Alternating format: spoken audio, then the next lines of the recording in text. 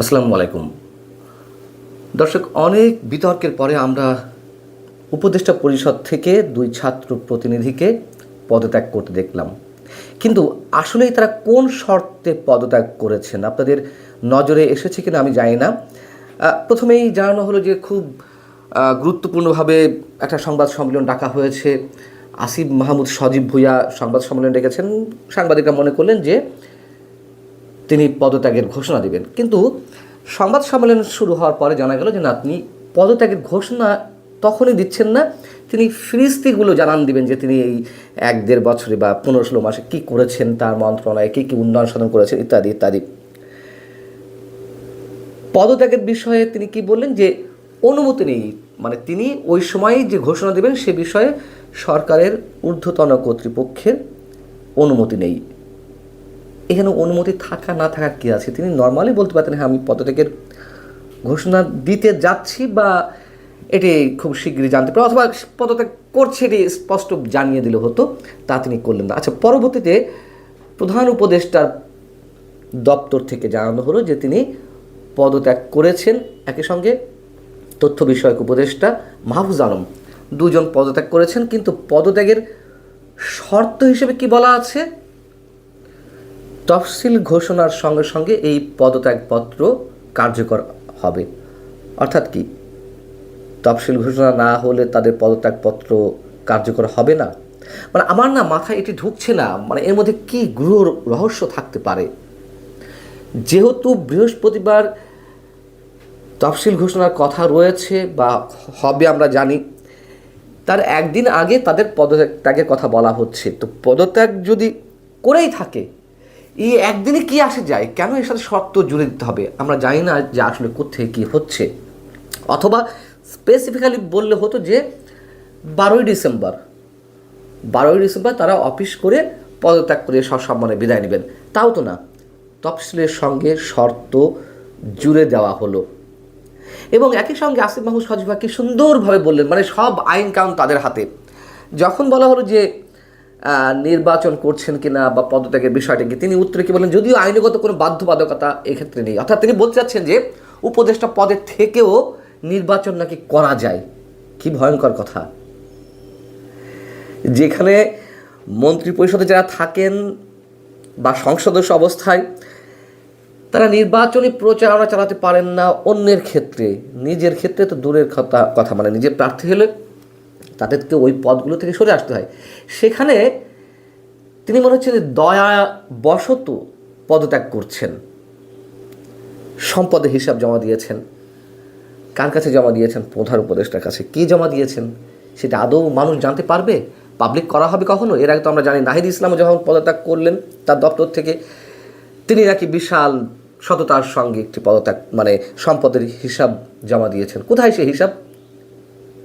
প্রকাশ করেন না কেন? কে চ্যালেঞ্জ করবে এটাকে? চ্যালেঞ্জ করার জন্য অসংখ্য মানুষ আছে, সেই চ্যালেঞ্জ গ্রহণ করবে কে? আসিফ মাহমুদ সজীব ভুঁইয়াও সম্পদের হিসেব জমা দিয়েছেন। কি সৎ সাধুনায় সাজলেন। তার এপিএসের দুর্নীতি নিয়ে কি হয়েছে? দুদক তদন্ত করেছে তো, তারপরে কি পাওয়া গেল? সেসব বিষয়ে তো কিছু জানা যায়নি। আসিফ মাহমুদ সজীব ভুঁইয়ার যে অস্ত্র ছিল AK-47 ম্যাগাজিন পাওয়া গিয়েছিল বিমানবন্দরে, তখন তিনি কি বলেছিলেন যে তার নিরাপত্তার জন্য এটি নেওয়া হয়েছে। সেই অস্ত্র কোথায়? এখন তো তিনি আর উপদেষ্টা নেই। সেই অস্ত্রের হিসাব কার কাছ থেকে নেওয়া হবে? কে নেবে? এবং মাহফুজ আলমও নাকি পদত্যাগ করেছেন, এটি প্রধান উপদেষ্টা কার্যালয় জানিয়েছে, একই শর্তে যে তফসিল ঘোষণার সঙ্গে সঙ্গে এগুলো কার্যকর করা হবে। এখন তারা আবার নির্বাচন করবে নিশ্চয়ই। তো নির্বাচন কে কোন দল থেকে করবে এখনও নিশ্চিত হয়নি। মানে ডিসেম্বর, জানুয়ারি, ফেব্রুয়ারি আছে 2 মাসের মতন নির্বাচনের, যদি হয় আর কি।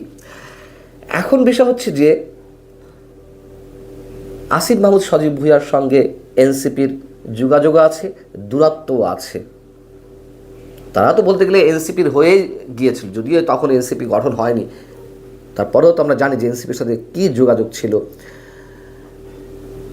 শোনা যাচ্ছে যে তাকে নাকি বড় কোনো পদ দেওয়া সম্ভব হচ্ছে না, এই জন্য তিনি সেখানে জয়েন করছেন না। শোনা যাচ্ছে যে তিনি গণ অধিকার পরিষদে আবার ফিরে যাবেন। গণ অধিকার পরিষদের সাধারণ সম্পাদক সে জানিয়েছেন যে তাকে যোগ্যতম স্থান দেওয়া হবে।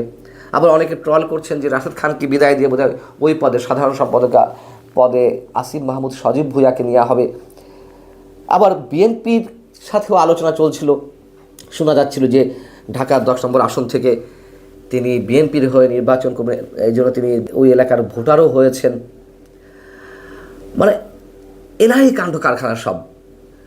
এবং গণ অধিকার পরিষদ মুখে আছে আসিফ মাহমুদকে নেওয়ার জন্য, যে কোনো মূল্য তাকে নেওয়া হবে। কি আছে এদের ভিতরে? আসিফ মাহমুদ সজীব ভুঁইয়ার তহবিলে কি আছে? কি সেই জাদু? শেষমেশ বিএনপি থেকে নমিনেশন পায়নি, মানে নিশ্চয়তা পায়নি। আমরা তাহলে কি ধরে নেব? খেলাগুলো আসলে কোথায়?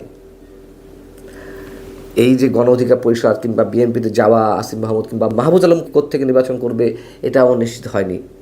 তারা কি আসলে কোনো বিশেষ শক্তির এজেন্ট হয়ে বিভিন্ন দলে ঢোকার চেষ্টা করছে, নাকি দলগুলো বিশেষ কারণে তাদের উপরে নির্ভর করছে? আমরা তো জানি যে এরা এনসিপি প্রতিনিধিত্ব করছে, খুব সহজভাবে বললে সেই এনসিপিতে ওদের জায়গা হচ্ছে না, এটা কি মেনে নেওয়ার মতন? খেলা এখনো বাকি আছে, অনেক ধরনের খেলা, যেগুলো আমরা কল্পনা আনতে পারছি না। এবং এই যে পদত্যাগপত্র জমা দেওয়া কিংবা সম্পদের হিসাব দেওয়া, এগুলো যে স্রেফ নাটকের অংশ হিসেবে এগুলো হচ্ছে, এগুলো বোঝার কারো বাকি থাকে না।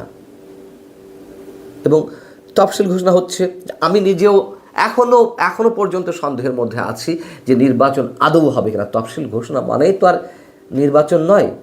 আমরা চাই আমাদের ধারণাগুলো মিথ্যে প্রমাণ হোক। একটা ইনক্লুসিভ, অবাধ, সুষ্ঠু নির্বাচন অবশ্যই বাংলাদেশে এই মুহূর্তে দরকার। কিন্তু সেই নির্বাচন কোন প্রক্রিয়া হবে, কতটা সুষ্ঠু হবে, কতটা মেকানিজমের মধ্যে চলবে, এবং ডক্টর ইউনূস সরকারের প্রতি মানুষের সন্দেহ তো প্রকট হচ্ছে। রাজনৈতিক দলগুলো, সুশীল সমাজের প্রতিনিধি, সাংবাদিকরা ডক্টর ইউনূস খুব সহজে সুন্দর একটা নির্বাচন উপহার দেবেন, এটি আমার মনে হয় যে হাতে গোনা কিছু মানুষ বাদে আর কারোর ধারণাতেই আসতে পারে না। আমাদের যেই খেলাগুলো দেখা লাগতে পারে, রাজনীতিতে খেলা থাকতেই পারে, কৌশল থাকতেই পারে, কিন্তু স্বাভাবিক অস্বাভাবিক একটা বিষয় তো আছেই। সারা দেশের মানুষকে নিয়ে যেভাবে নাটকের মধ্য দিয়ে নিয়ে যাওয়া হচ্ছে, যে খেলা আমাদের সামনে অপেক্ষা করছে, সেটি কোনোভাবেই গণমানুষের পক্ষে হতে পারে না। ভালো থাকুন সবাই। আল্লাহ হাফেজ।